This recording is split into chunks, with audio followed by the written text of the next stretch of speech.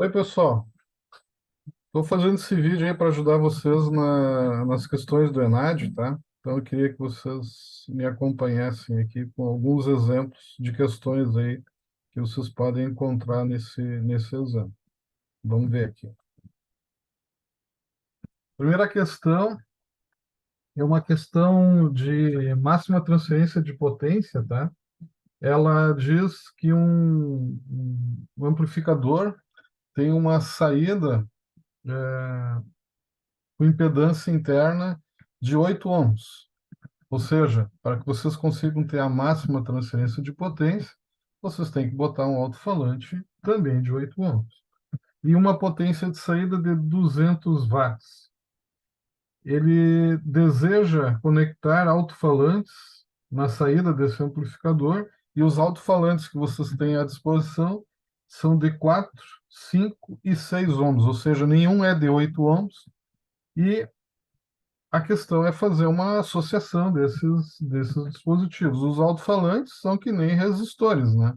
Então, associação série e paralelo é que nem fazer uma associação série e paralela de resistores. Aí o item A vale 6 pontos. Determine a quantidade de alto-falantes e represente o circuito de conexão entre eles e o amplificador, né? Utilizando o menor número de alto-falantes possíveis. Bom, então aqui eu coloquei, né, só para lembrar de novo, né, a condição de máxima transferência de potência é quando a carga é igual à impedância de saída do amplificador, né? Então, a questão é, nós vamos ter que botar alto-falantes de 8 ohms, né? Como eu só tenho 4, 5 e 6, né, a menor associação, óbvio, né, é eu colocar dois alto-falantes em série de 4 ohms, tá? Qualquer outra associação vai precisar de mais alto-falantes. Eu poderia fazer assim, ó, 5 e dois alto-falantes de 6 em paralelo. 6 em paralelo com 6 dá 3 ohms. 3 ohms mais 5 ohms dão 8 ohms. Então, isso aqui também seria uma associação válida. Porém, tem três alto-falantes, enquanto que a associação de 2, de 4, só precisam de dois alto-falantes. Então, a solução da questão A, bem simples, tá, pessoal? É associar dois alto-falantes, ok? A questão B dessa pergunta aí pede para determinar a mínima capacidade dos alto-falantes para operação sem sobrecarga, ou seja, qual a potência que você tem que dimensionar o alto-falante para que ele não exploda, né? Então, se a saída do amplificador é de 200 watts, a associação desses dois alto-falantes vai ter que ser de 200 watts também, no mínimo, né? Pode ser 300, pode ser 500. É óbvio que você vai utilizar o alto-falante mais ajustado, porque quanto maior a potência do alto-falante, mais caro ele é, né? Então, a mínima potência para isso aí funcionar sem sobrecarga é também um alto-falante de 200 watts, a resultante dele. Como eu tenho uma associação de dois dispositivos, né, para cada um vai se distribuir a potência de igual forma, porque as resistências são iguais, né? Então, cada um deles vai ser de 100 watts. A solução desse primeiro item, né, seria, então, uma associação de dois alto-falantes de 4 ohms e cada alto-falante de 100 watts. Ok? E aí vocês já teriam atingido 10 pontos aí dessa questão aí. Segunda questão que eu encontrei é, é um circuito lógico, né? E pede ali para construir um gerador de paridade par de 4 bits. E o autor, né, propôs um circuito utilizando duas shorts e uma porta OR, né? E aí ele está dizendo que não funcionou esse circuito aí. Sim, não pode funcionar porque um gerador de paridade par ele vai utilizar é, a, a combinação de todas as operações com XOR, né? Como ele usou uma OR, não vai dar certo. Eu peguei e escrevi aqui a tabela, coloquei todos os valores possíveis para A, B, C e D, né? Todas as combinações. Explicitei aqui a saída S1, seria a saída aqui desse primeiro cara, a saída S2, que seria a saída desse cara, e vejam, S1 e S2 individualmente são geradores de paridade par. Vamos pegar, por exemplo, aqui, ó, a saída S2. Se tenho duas entradas em zero, a saída é zero. Se eu tenho uma saída em zero e outra em um, o número é ímpar, né? A saída é um para virar par. Se eu tiver essa entrada em um e essa em zero, o número de uns é ímpar, a saída é um para ser par. E se eu tiver dois uns, a saída é zero para dizer que é par. Ou seja, a porta Shor, ela é um gerador de paridade de 2 bits. Então, eu tenho um gerador de paridade de 2 bits, tenho um gerador de paridade de 2 bits, mas esse aqui não é um gerador de paridade de 2 bits com os valores parciais aqui desse gerador, né? Então, se a gente for gerar aqui a tabela fazendo a OR de S1 e de S2, né? Ou seja, pegando a saída em S, a gente vai ver que aqui no meio não vai bater a resposta. Ou seja, está errado, porque a porta da saída S ali é uma porta errada, deveria ser uma short e não é, e não é, e não uma OR, né? Então, se a gente for, né, escrever a equação, né, V0 está escrito dessa forma, né? A ou exclusivo B ou exclusivo C ou D. Esse seria o gerador de paridade par. E, na verdade, o que foi implementado é A ou exclusivo B ou C ou exclusivo D, ou seja, a função OR aqui que está errada. Ok? É uma questão bem simples.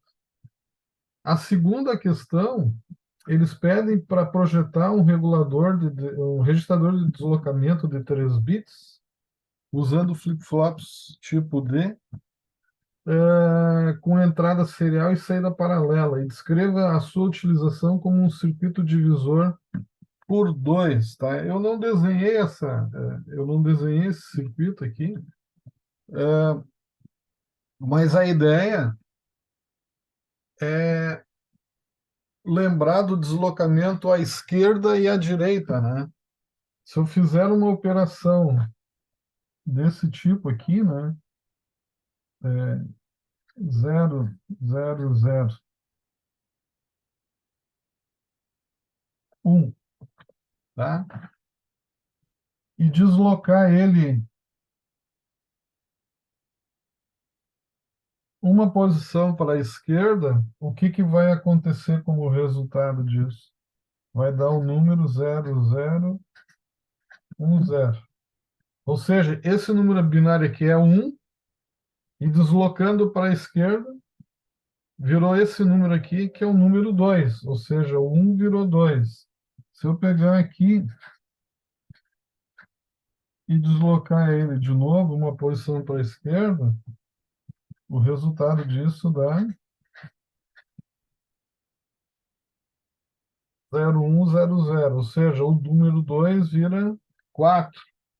Ou seja, deslocar para a esquerda significa multiplicar por 2 um número. Bom, se eu multiplicar para a direita, né, que seria o contrário, né, significa dividir por 2. Qualquer número que vocês botarem, por exemplo, 0110, e deslocarem ele uma posição, o que que vai dar como resultado? O número 6 deslocado agora para a direita, né, vai virar 0011.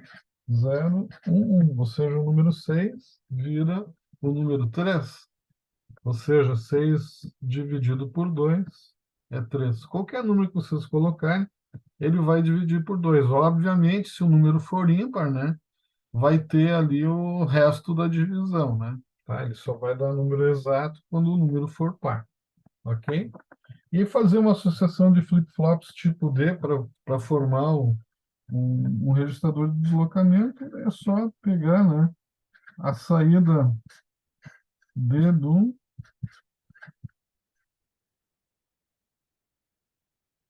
na entrada, a saída Q de um flip-flop na entrada D do flip-flop seguinte, né? Então aqui é a entrada serial, aqui é a saída serial e aqui as saídas, a saída em paralelo, tá? E o clock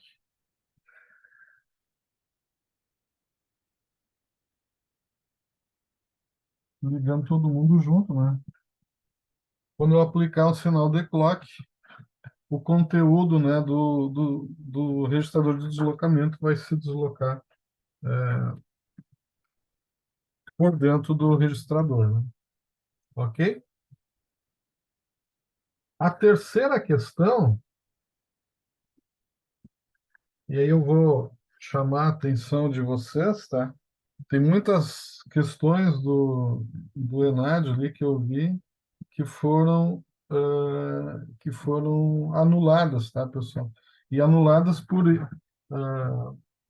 erro da escrita, né, do desenvolvimento aí do, do desenho elétrico ali, que está incorreto, né? Este é um exemplo, tá? Eu vou comentar aqui ah, o funcionamento do circuito baseado em que o desenho estivesse correto e depois comentar, então, por que que foi anulado, né, a questão, né? Então, a ideia desse sistema aqui é fazer uma medição de temperatura utilizando-se de um termistor do tipo NTC, é um resistor com coeficiente negativo de temperatura. Ó. Então, a curva dele, a resistência decresce com o aumento de temperatura, tá? Então, foi essa a proposta do circuito. Pois bem, eles montaram aqui uma ponte de Wheatstone, tá? O NTC é de 10 quiloohms, então eles montaram todos os elementos da ponte, os demais elementos da ponte de Wheatstone, com resistores de 10 quiloohms. Por quê? Para fazer com que a temperatura de 25 graus Celsius, quando o termistor tem o valor nominal de 10K, essa ponte se equilibre, né, e o resultado ali resulte em 0 volts entre a extremidade do V1 e do V2. Ok? Então, a proposta aqui está correta. O problema, tá, está no desenho com que eles fizeram aqui o subtrator, né? Então, a ponte de Wheatstone dá uma tensão diferencial e o subtrator, então, vai fazer a diferença entre V1 e V2. E aí, pessoal, eles erraram aqui a questão da realimentação. E aí esse é o ponto, tá? Eu vou insistir, porque se vocês verificarem que a realimentação apareceu um circuito com amplificador operacional, e vocês verificarem que a realimentação está desenhada de forma incorreta, vocês podem, não precisam nem se preocupar em fazer a questão. Eu estou fazendo imaginando que ela tá correta e depois chamando aqui a atenção exatamente para esse erro que eu vou querer mostrar agora aqui para vocês, tá bom? Então, olha só, se vocês estiverem trabalhando com amplificador, com circuito somador, com circuito subtrator, a realimentação tem que ser negativa, tá, pessoal? Então, ó, se eu tiver aqui um amplificador inversor, ó, onde é que está a realimentação? Está no pino menos aqui. Se eu tiver aqui um amplificador não inversor, ó, onde é que está a realimentação? Está no pino menos aqui. Se eu tiver um circuito somador inversor, ó, onde é que está a realimentação? Está no pino menos. Ó. Se eu tiver um subtrator, ó, onde é que está a realimentação? Está no pino menos. Então vejam, ó, nessa questão, o que os caras fizeram? botaram no pino demais aqui. Então, isso aqui não é um amplificador, não é um somador, não é, desculpe, não é um subtrator, tá? Isso aqui é um circuito comparador com esterese. E aí o resultado dá completamente diferente. Só que eles seguiram o enunciado como se isso aqui tivesse correto. Ok, então eu vou imaginando, né, que se esse desenho tivesse correto, sido feito corretamente, ou seja, se ele tivesse feito assim e não assim, então como é que seria a questão, né? Aí eles perguntam assim, né? Aqui só para contextualizar, ó, pessoal, se a realimentação for positiva, que tipos de circuitos que eu vou obter com isso aí? Então, ou eu tenho comparadores com esterese, então, ó, exemplos, ó, onde é que está a realimentação? Ó? Agora está no mais. Esse aqui é um comparador inversor, porque a entrada está sendo aplicada na entrada menos. E aqui, ó, onde é que está a realimentação? Ó? Positiva. Então, aqui é um comparador com esterese. Só que daí o Vin está sendo aplicado na entrada a mais. Então, é um comparador não inversor. Se eu quiser realimentar também positivamente aqui o meu circuito, eu posso obter um oscilador por relaxação, ou eu posso obter, né, um oscilador por relaxação, um oscilador de onda quadrada, ou eu posso ter um oscilador com saída senoidal. Tá? Se for um circuito de relaxação, vai ter um RC, e se for um senoidal, vai ter um conjunto de resistores e capacitores. Né? No caso do Ponte Divine, tem dois circuitos RC aqui. Ok? Aqui tem um errinho, tá? Não tem esse capacitor aqui, são só dois resistores, tá? Só R1 e R2. Eles formam um divisor de tensão.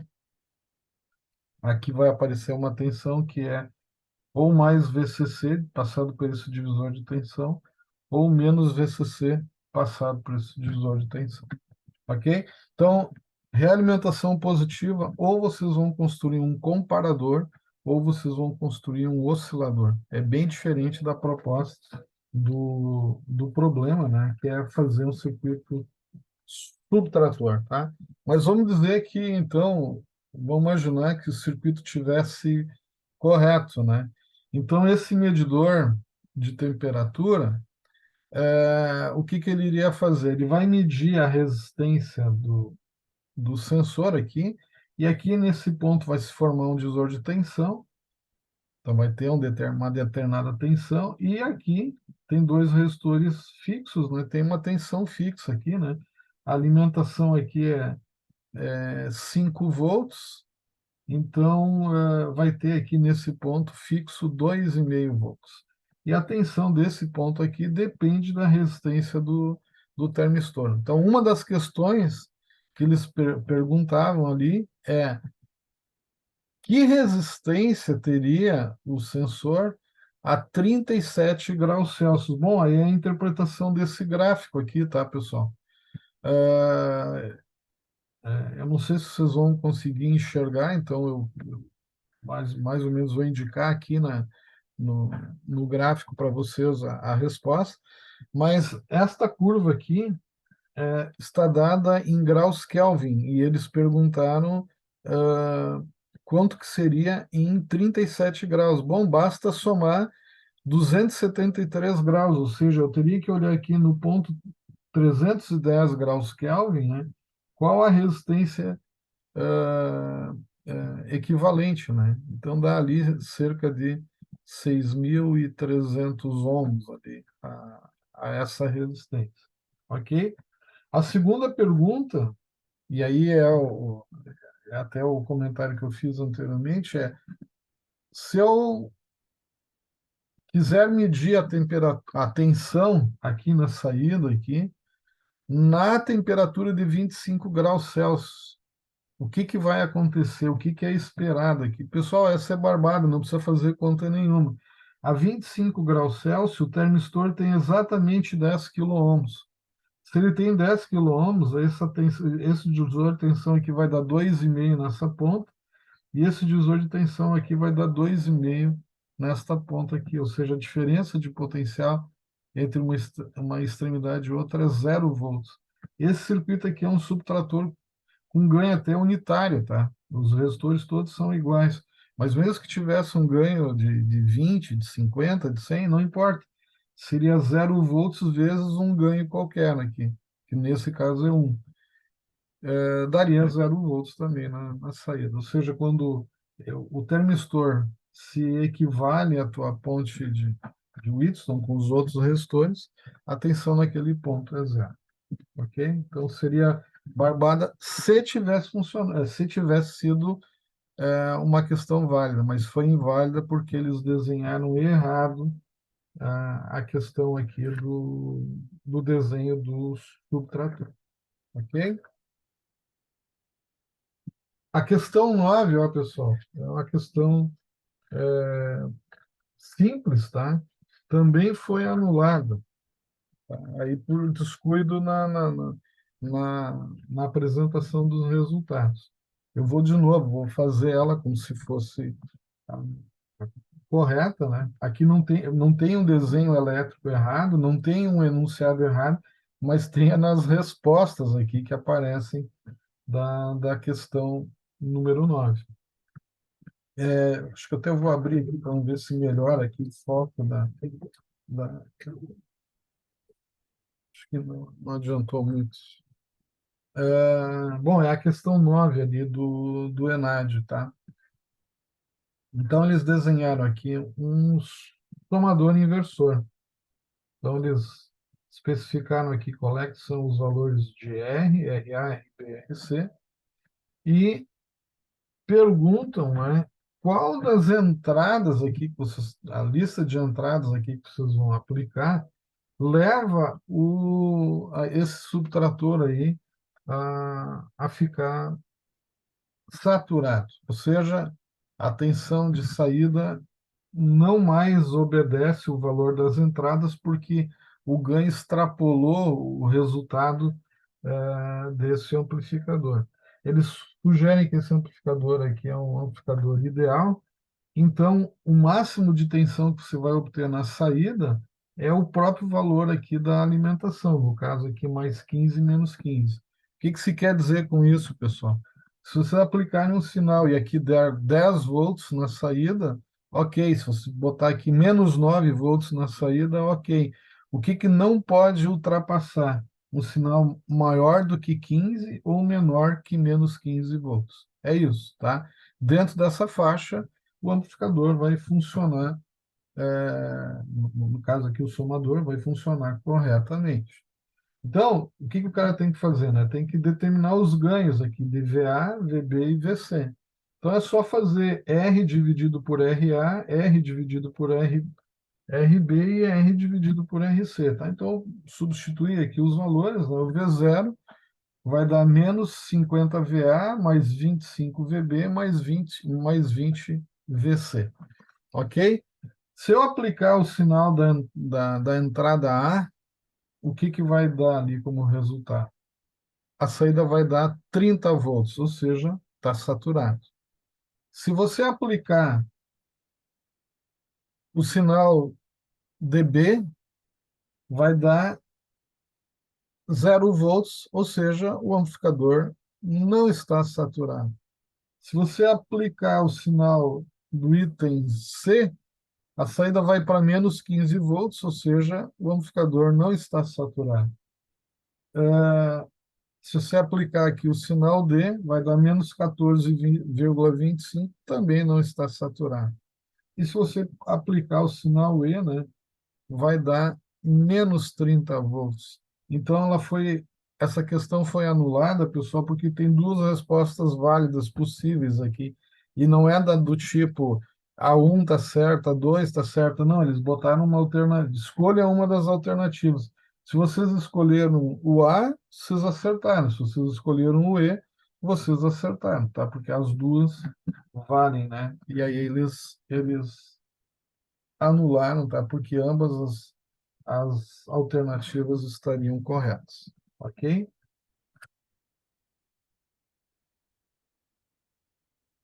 Aqui uma questão bem simples, tá? Bem direta, assim, pessoal, para vocês verem que as questões do Enário, assim, não são...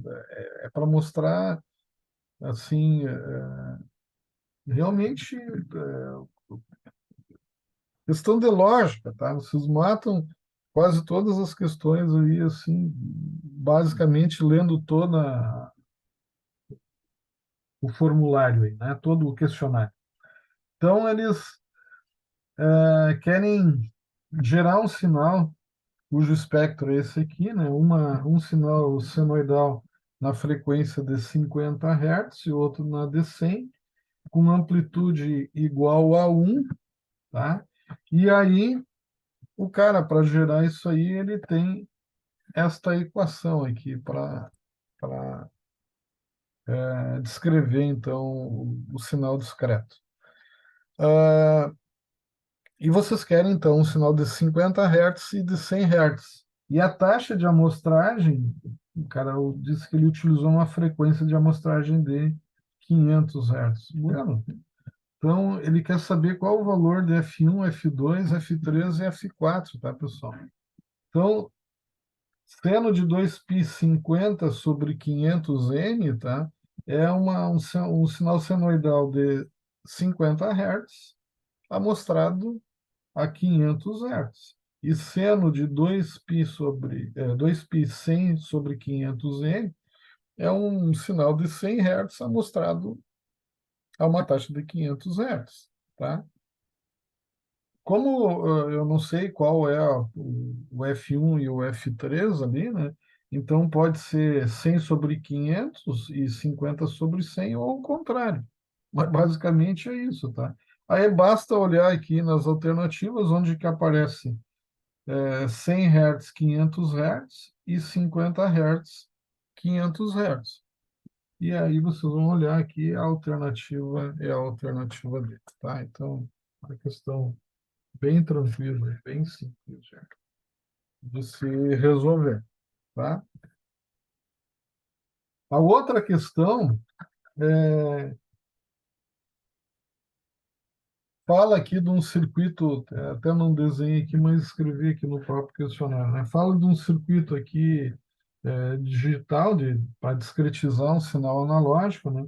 E aí ele passa por essas etapas que estão colocadas aqui, um filtro anti-aliasing, um circuito de amostragem, né? O circuito de quantização, né? O AD, e um circuito de codificação para mandar o sinal, para transmitir o sinal. Bom, e aí ele faz quatro afirmações, tá? E aí a gente tem que avaliar se isso está certo ou errado, né? E dizer então quais são os itens, qual é a alternativa correta. Bom, aí ele fala assim, né? O filtro anti-aliasing foi utilizado para retirar as baixas frequências. Aí que tá, né? O filtro anti-aliasing é um filtro passa-baixa, né? Então ele preserva as baixas frequências. O que ele faz é remover as altas frequências para não ter para o teorema de Nyquist ser atendido ali, né? Você tem que ter amostrar o sinal com pelo menos o dobro da frequência do conteúdo que você está aquisicionando, né? Então, se tu está mostrando a 500 Hz, né, um determinado sinal, a máxima frequência que esse sinal pode ter adiantado seria de 250, ou seja, a metade da frequência de amostragem. Então, o filtro anti-aliasing preserva são as frequências baixas. As frequências altas ele tem que remover, ou seja, o item 1 tá errado. O item 2, o circuito eletrônico mostrado na figura, é um sample hold que realiza uma amostragem periódica do sinal analógico e mantém estável até que o conversor possa convertê-lo para um código digital. Está correta essa afirmação aí, tá? Tá correto. A terceira, caso um sinal com componentes de frequência de 750 Hz seja amostrado a uma taxa de 1 kHz, será obtido um sinal digitalizado e passível de reconstrução. Daí isso está errado, né? Por quê? Porque o sinal de entradas não tem metade ou menos da frequência de amostragem, tem 3/4, então ele não vai ser passível de reconstrução. E o item 4, né? Na etapa de amostragem, ocorre a conversão da escala de tempo contínuo para tempo discreto, está correto? Já na etapa de quantização, o eixo de tensão divide-se em valores discretos finitos, também está correto. Ou seja, estão corretos os itens 2 e 4, tá? Então, o item B é a alternativa correta para isso aí. Uma questão aqui também bem simplesinha, tá?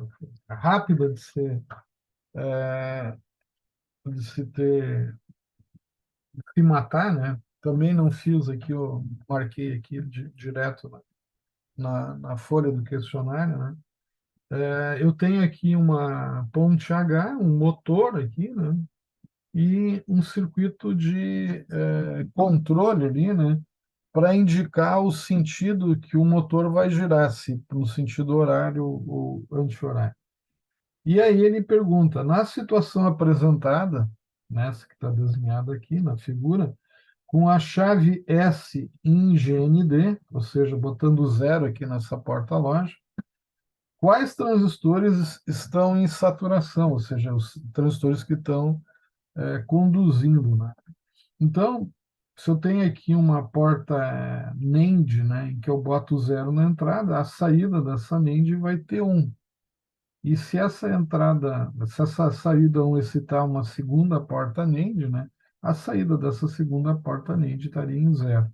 Então, estão ligados os transistores que estão associados com esse pino aqui, e estão desligados as que estão associadas com esse pino aqui. Então, está ligado T3 e T2, e está desligado T1 e T4. Bem simples, tá, pessoal?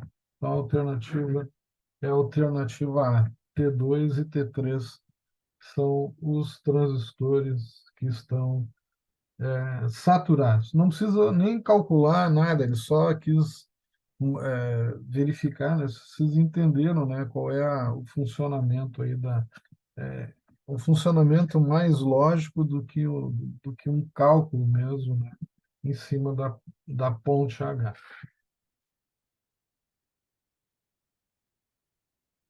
Uma outra questão aqui, né, que foi apresentada, a questão 22, que também foi anulada, tá, pessoal? Por quê? Porque os caras, de novo, desenharam aqui o amplificador com a realimentação positiva, tá? Isso aqui não é o que está descrevendo aqui no texto. Então, batam o olho, tá, pessoal? Se vocês encontrarem questões de amplificador, somador, subtrator e tiver realimentação positiva, não precisam fazer, porque essa questão vai ser anulada, tá? E foi o que aconteceu. Mas, de novo, ó, eu vou discutir se eles tivessem desenhado corretamente esse sistema aí.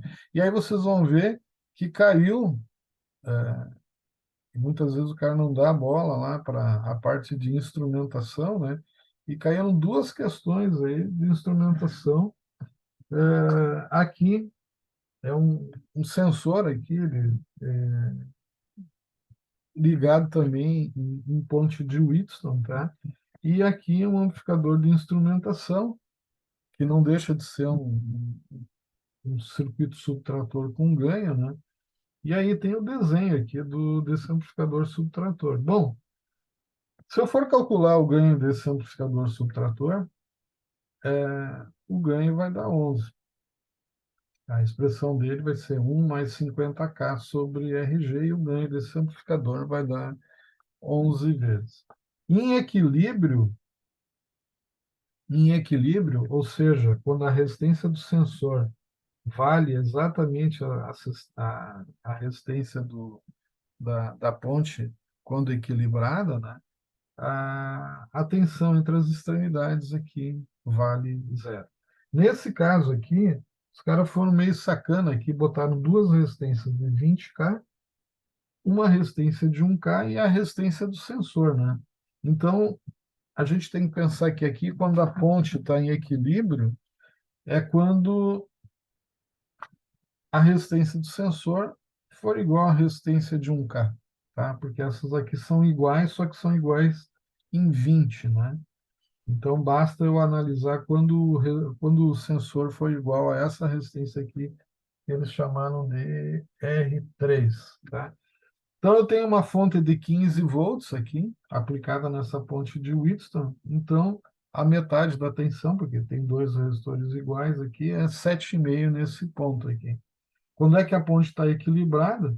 Quando o sensor também for 1.000 ohms, porque daí 1.000 ohms com 1.000 ohms vai dar aqui 7,5 volts, e a diferença entre 7,5 e 7,5 é 0 volts, tá? Então está errada a questão. Então, toda vez que vocês virem a questão que é passível de se anular, né? Vocês não precisam perder tempo em fazer essa questão aí, tá? Mas, então, imaginando que, né, que tivesse correta, né? Então, seguindo aí o raciocínio, né? Então, eu calculei aqui o ganho do, do amplificador de instrumentação é duas vezes esse resistor aqui, mais um, dividido aqui pelo resistor de ganho, tá? Então, é 1 mais 2 vezes 25, 50K, dividido por RG. O RG, eles botaram ali de 10 quiloohms, então o ganho foi igual a 11, tá? Então, quando a ponte está equilibrada, o resistor vale 1.000 ohms. Então, nesse caso, a tensão aqui seria 0 volts. E quando a tensão for de 1.600 ohms,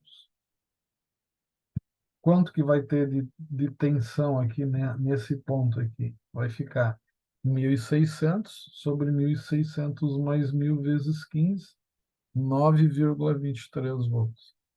Então, nesta condição aqui, se o resistor assumir 1.600 ohms, a saída V1 tem 7,5, a saída V2 tem 9,23 e a saída V0 seria 11 vezes a diferença dessas duas tensões. Ou seja, a saída aqui iria a 19 volts. Então, agora, colocando aqui os itens que os caras perguntaram aqui. Ó, esse gráfico aqui mostra a variação de resistência, né, a curva do sensor. E aqui a curva de resposta do V0. Pessoal, você só precisa pegar o ponto mínimo e o ponto máximo, tá? Então, o ponto mínimo é 1.000. 1.000 faz com que a ponte entre em equilíbrio e logo a saída aqui tem que ser 0 volts. E está indicado no gráfico que está zero, então está correto, ok? E na condição de 1.600 ohms, olha o que eles desenharam aqui, ó, que a tensão vai ser 10 volts, só que calculando dá 19. Então, este item aqui está incorreto, né? Estaria errado. E aí, seguindo aqui as questões, né? Então, o item 1, né, pergunta se isso aqui, se essa curva está correta, né? Aqui está correto, no meio aqui estaria correto, mas está errado aqui a amplitude máxima. 2, se a resistência RG for modificada, haverá também alteração no ganho do V0. Tá certo, né? Se tu tem uma equação do tipo que o G é 1 mais 50K sobre RG, se o RG variar, o ganho vai variar. Ah, ok. Essa afirmação está correta. E 3, a tensão de saída do amplificador de instrumentação é nula quando a diferença entre a tensão dos pontos 1 e 2, da saída da ponte de ponte de Whitson, também for nula. É verdade, né? A saída ah, aqui, né, é um múltiplo da diferença entre esses dois pontos, né? Se a diferença aqui for zero, né, obviamente, 0 vezes 1 ganho vai ser zero na saída, também estaria correto. Seria o item D, né? Apenas 2 e 3 estariam corretos, desde que esse desenho aqui estivesse correto. O problema é que eles fizeram errado esta questão, tá? Então, cuidem, tá, pessoal? Isso pode diminuir o tempo de resolução da prova, né, ou deixar vocês mais tempo para resolver outras questões, né, matando facilmente identificando facilmente esse tipo de problema, ok? E a última questão que eu queria conversar com vocês aí, ajudar um pouquinho vocês aí, seria esse circuitinho aqui com Zener e transistor, tá? É um circuito regulador de tensão, tá? Em que eles botam aqui o valor desses dois resistores R1 e R2 e perguntam qual é a corrente que passa em cima do Zener, tá? Essa questão também foi anulada porque não tem nenhum item correto aqui, tá? Dados os valores que foram colocados aqui. Então, eu vou resolver a questão em si, tá? E, né, a questão dos valores incorretos eu não vou me apegar a isso aí, tá? Então, eu vou desenhar aqui o circuitinho da fonte, né? De forma simplificada aqui, tá? Não vou colocar aqui o valor do capacitor, isso aqui é só um filtro, tá? Não interessa muito aqui. Então, eu só quero identificar a corrente que passa aqui pelo Zener, tá, pessoal? Então, o que que eu tenho aqui, né? Eu tenho uma fonte de 20 volts, um resistor de 1K, um Zener de 8,7, ou seja, vai ficar, quando conduzindo, né, fica 8,7 volts aqui nas extremidades aqui do Zener, né? E depois essa tensão de Zener passa pelo transistor aqui, então eu botei aqui o VBE do transistor, né? Tem uma queda aqui entre a base e o emissor, de 0,7 volts, e a saída aqui, né? Nesse ponto aqui, ligando então o resistor R2, que também é um resistor de 8K. Bueno, eu vou começar daqui para lá a discussão aqui do funcionamento. Se aqui eu tenho 8,7, então baixando 0,7 eu tenho 8 volts aqui. Se eu tenho 8 volts e tenho um resistor de 1K, então eu já sei quanto que vai passar aqui de corrente, né? IE, né? Do transistor, que é o quê? 8 volts dividido por 1K, então é uma resistência de 8 miliamperes. Como eu tenho um transistor aqui, a corrente de base, a corrente que está neste ramo aqui, que é diferente dessa aqui, né? A corrente de base aqui é beta mais uma vezes menor, tá? Então eu sei que em IB eu vou ter o valor de IE, 8 miliamperes, dividido por beta mais um. Eles falaram que o beta do transistor vale 10 vezes.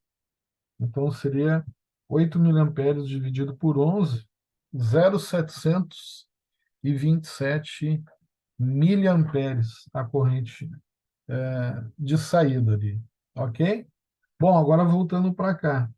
Eu tenho 20 volts aqui, tenho um Zener de 8,7. Vai passar corrente aqui para polarizar o transistor, o Zener. Não haveria se essa tensão fosse menor do que 8,7 volts, mas como ela é maior, 20 volts, então vai ter uma corrente que vai polarizar isso aí. Então eu posso calcular quanto que está entrando aqui de corrente nesse nó. Então essa corrente I aqui vai ser 20 menos 8,7 dividido por esse resistor de 1K. Eu vou chegar à conclusão de que é 11,3 miliamperes. Pois bem, chega num nó uma corrente de 11,3 miliamperes. Vai descer uma corrente IZ e vai sair uma corrente IB. Ou seja, I é a soma dessas duas correntes. I, que é a corrente de entrada, é a soma dessas duas correntes de saída. Pois bem, eu já calculei IB, né? Se eu conheço I e conheço IB, então é fácil de estimar o IZ, né? O IZ é tudo menos os 727 microamperes lá, que vai excitar a base do transistor. Então, chega-se à conclusão que e Z é 10,57 miliamperes. Se vocês forem olhar aqui, nenhuma dessas alternativas aparece aqui. A corrente mais parecida aqui seria a da resposta B, 10,43 miliamperes. Bom, essa não tem como, não teria como imaginar, né? Seria anulada, né? Sem calcular primeiro, né? E, bueno, eu na dúvida, marcaria o valor mais próximo, né, do que eu tivesse calculado, né? Eu marcaria o item B, tá? Mas, na verdade, nenhuma dessas que estão colocadas aqui são respostas exatas aí em cima do problema, ok?